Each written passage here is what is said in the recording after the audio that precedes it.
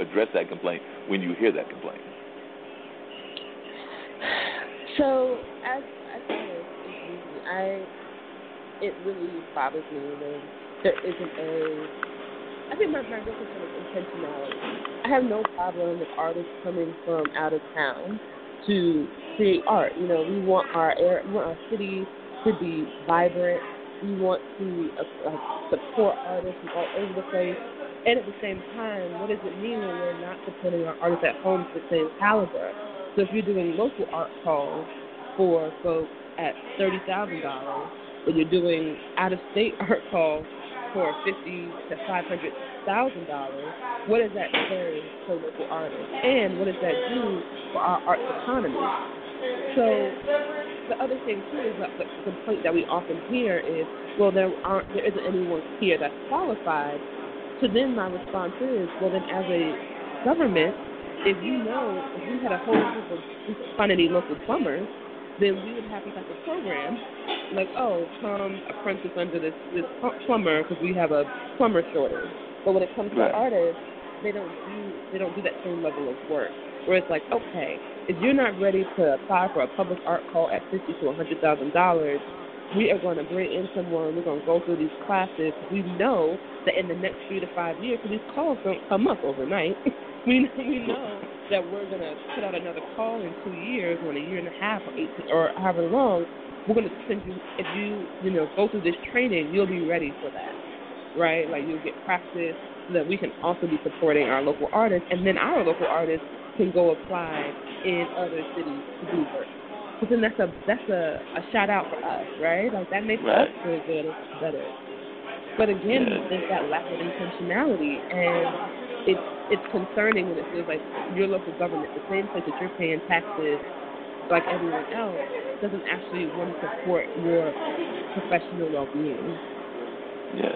And how do you think that we're doing in terms of like even supporting our art on the academic and the school level? Because I know that's another thing that I know a lot of people in the art community are concerned about because they see art budgets being cut regularly, whether that's on the state level, whether it's on the local level or whatever, and then they feel that even though, like I just said earlier, we know that art is part of developing somebody into a well-rounded individual, that kind of classic educational training, but it seems like lately people have been devaluing the importance of art even to our kids. So I was wondering how you feel about that and whether you feel that is a legitimate complaint, that we're not getting enough support of the arts in our academic and school systems, whether that's on the college level or definitely on the grade school level. Oh, absolutely. I think we can't stress enough how important arts are in school. And again, I think going back to not being able to value it in dollars and cents under capitalism is the same issue that we're having because you can't do a standardized test for art. You can't do you just can't, right? And there is no measure for it. I remember in high school, one of my closest friends, he was a very talented visual artist, and he had a creative portfolio in order to get into the advanced placement art class. He would have gotten a college credit for art if he had gotten into this class. But the director would not let him in because he could do a realistic drawing, and he painted his dad. He did his dad in blue scale. It's also kind of similar to William Paul Thomas, one of our local artists' work, but the whole face is blue. And she wouldn't accept him because he didn't follow directions. But what she didn't know is that his father had passed away just a few months ago. So for him, that was realistic because that was his feeling at the time. And there's no standardized test for stuff like that, is what I'm saying. But there's how can you place a number or a value on the fact that he, as a young man, was able to express himself in these ways. I know growing up, there were times when I didn't want to go to school, but I wanted to go to rehearsal, so I went to school. And I know other folks who had that same story, that it wasn't the math or the English or the science, it was the music department, or it was the dance department, or it was the art department that really made them stick it out. And as we lose that, young people are also losing their ability to grapple and figure out their world, because their world is not just numbers and facts. Their numbers are also their internal schema that's changing. We change so much from 14 to 18, and if we don't have ways to express it, what type of adults will we have? So I deeply, it's just a huge issue, and I'm appreciative for organizations like Black Space, or Empower Dance, or any other spaces that are allowing young people to have access to art outside of school. Yeah, because I think it's important for them to have things like Empower, like you said, and Black Space, which Pierce has been very much involved with, and things like that, so they can have those accesses if the school system is not going to do it. Because it does seem like the school systems are pulling back on the support of the arts, just like they pull back on support of vocation training and other kinds of training that we know are very important to society, right. But they seem to be stuck on just wanting to concentrate on definitely like some of the higher end kind of stuff. Not saying that that's not needed, computer skills and things of that nature, but sometimes it seems like we've lost some of the other things that historically have been very important to us. Now, one of the things I also noticed you did, because I went to it last year, was the theater festival. How did that come about? Because for a long time, there wasn't really there's the big Black Theater Festival down in Winston-Salem, which will be, this is an odd year, so it'll be this year. But you created one here. Why did you think that it was very valuable to have one here? And because I know that you incorporated, it seems like there's a vibrant new theater community here in the Triangle, because there's at least 5 or 6 Black theater companies that I'm aware of that are in the Triangle. So I just wondering, is that part of why you decided to do the theater festival? And do you feel that you reached them all? And what are the plans going forward? Because like I said, I know that was the first time, and it was at a theater that was in one of the theaters that was unfortunately closing down, because as we've had all this gentrification downtown, the arts have been impacted by that. So I was also wanting to know how you feel the arts are, what the impact of the gentrification has been, because I know that has hurt a lot of us, because we've seen entire theaters go down, Man Bites being one of them. I believe there are some other theaters locally that are closing as well. Yeah. So I want to go back to the Bull City Black Theater Festival. We did it last March. It was actually started by Jamisa Holloway Burrell. She is a Durham native. She went to BSA, and then she went to Central, and then she went to New York for a little bit, and now she's home raising her daughter, Allie. And Allie just had a birthday. Happy birthday, Allie. And she has seen Durham change. So she grew up here. I believe her mama is a Durham native as well.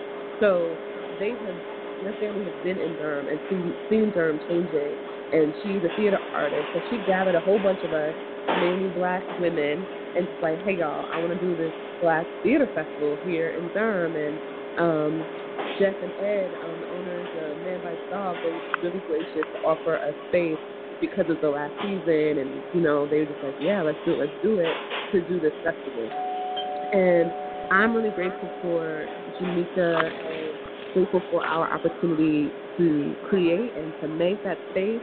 So we, showed stage readings of work by Black theater artists that had never been produced before. We and cast local folks, and we did workshops.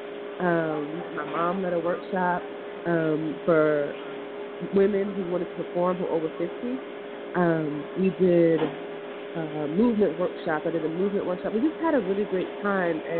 So we're taking a year off from this year, so we're going to do it next year. So it looks like we'll be on the even year, since the National Black Theater Festival is on the odd year.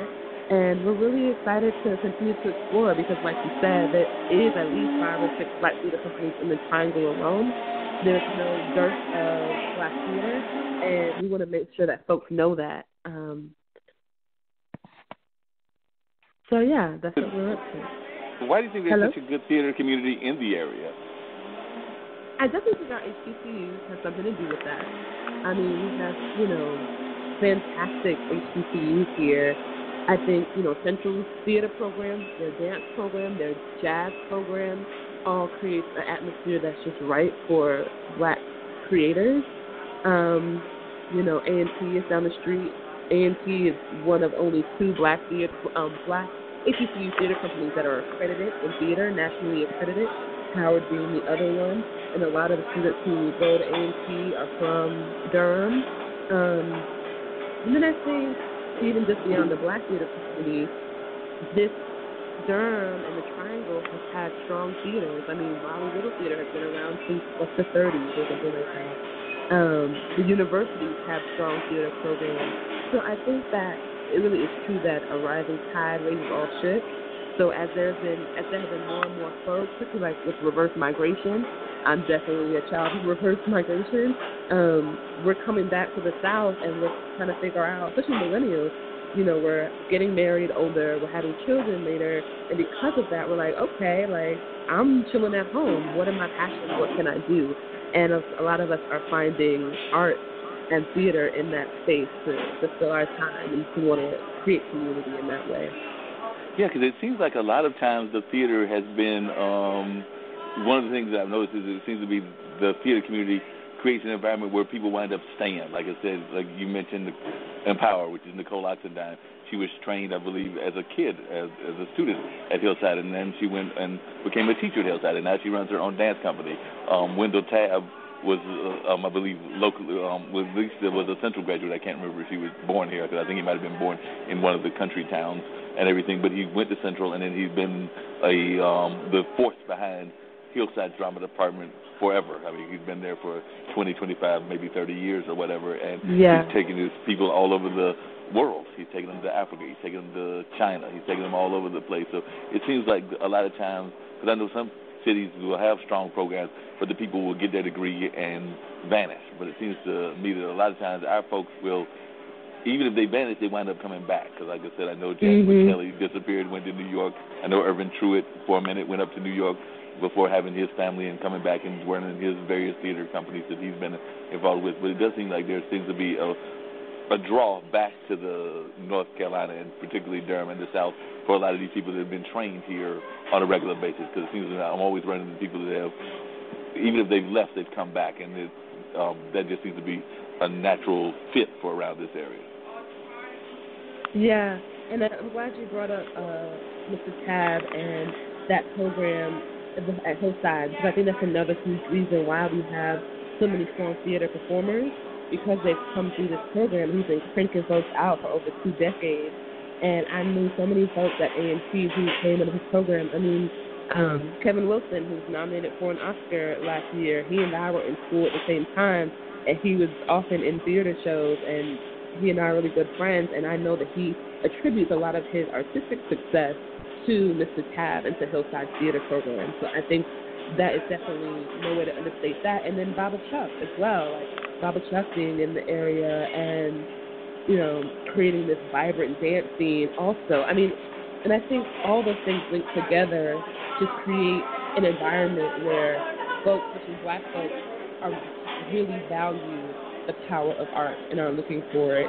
And I think these theater companies that are now like being born or coming back from being resurged and coming back again are all in response to that. And I think they are in response to gentrification. I think that we create art and culture so that we're not forgotten, because we don't see our stories on the street anymore. We don't see our places of business. We don't see our cultural landmarks, so then we create culture instead. And I think that's another reason why we're seeing this resurgence of Black theater in the Triangle. Yeah, because it seems to me that, and I want to get to it, I think I heard a bell in the background as well, which means somebody else is calling in. But it seems to me that we're also in the middle of what some people would argue is almost like a new Harlem Renaissance, because I know the Harlem Renaissance was definitely around, like, I guess the 30, 40 kind of period, and, of course, there was the Black theater movement in the around the 60s and the 70s and the civil rights stuff. But it seems like we're almost in the middle of a new one, even on a national level, where there's a lot of people that are doing very powerful art, but it's not just regular art. It's a lot of socially conscious art. It's art about what's going on in society, whether that's making political statements, whether that's making social justice statements, or things of that nature. At least that's the impression that I get. Would you agree that we seem to be in the middle of a new Black Power theater movement or a new Harlem Renaissance, or that this is like another wave? Because it seems like these things happen in cycles, and it seems like we're in the middle of another one. I definitely agree with that. I definitely think we're in a cycle. And I'm so excited to be in this moment, to be a Black creative, a Black artist right now. It feels like such a joy and such a gift, because I know that I'm not doing it by myself. And I know that our social media culture and lots of things play into that. And I'm so grateful because I get to create And I can think about Janika Holloway. I can think about DeDreana Hanu. I can think about Jacqueline Lawton. I can think about my mother. I can, I can just, and those are the folks locally, right? Not to mention the folks that I'm connected to in New York or in D.C. or Chicago